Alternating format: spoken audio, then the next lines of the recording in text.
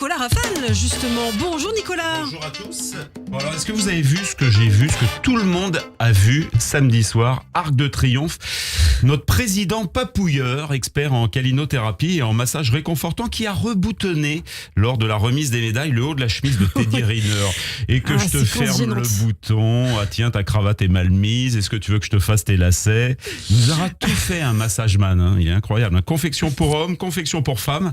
Je ne savais pas qu'il faisait conciergerie de luxe. Alors il paraît que tu peux aller le voir. Il te reprend ta veste. Si tu as un pantalon trop large, tu laisses tout à l'accueil. Il te fait un ourlet. Pas de problème, au 55 rue Saint-Honoré. Tu récupères tout 2 heures après. Ah ouais, non mais c'est incroyable. Il plotte. Mais qu'est-ce qu'il est tactile, notre président malaxeur.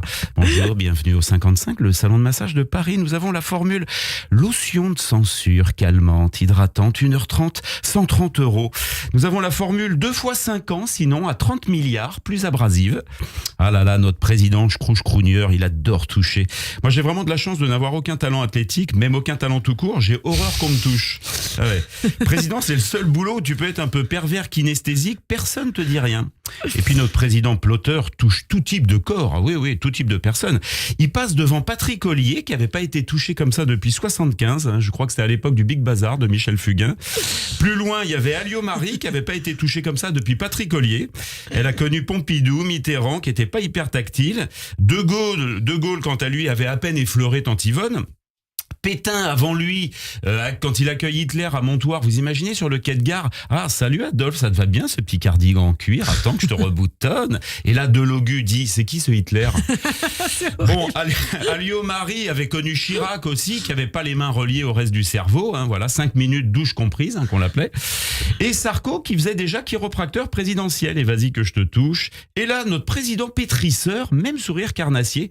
Mais est-ce qu'il est vraiment copain Christophe avec tout le monde comme ça? C'est incroyable. Il touche et il se marre. Il passe son temps à se bidonner aux frais du contribuable. Il reste à peine 2 ans, il faut qu'il en profite. Ouais, il reste 2 ans et demi. 2 ans et demi, ouais. Puis il est payé pour serrer des pognes, quoi. Alors que c'est pas très hygiénique. Il paraît que c'est encore pire que les cacahuètes au bar, le serrage de pognes. Il y a 14 relevés d'urine par heure sur les mains qu'on serre. Président de la République, si tu n'aimes pas la Marseillaise et si tu détestes serrer des mains, c'est compliqué. Faut pas être Howard Hughes ou Michael Jackson. Ah ben non, notre président ostéopathe adore Give Five et en faisant donc semblant de se bidonner. D'enterrement, faut être nickel. Quand tu souris toute la journée comme ça, faut pas avoir un plombage et tout. Salut, tu vas bien depuis la dernière fois? C'est la première fois qu'on se voit? Ouais, pas de problème. Il avait fait, rappelez-vous, la même chose au roi du Danemark, je crois, lors de la commémoration du 6 juin sur les plages normandes.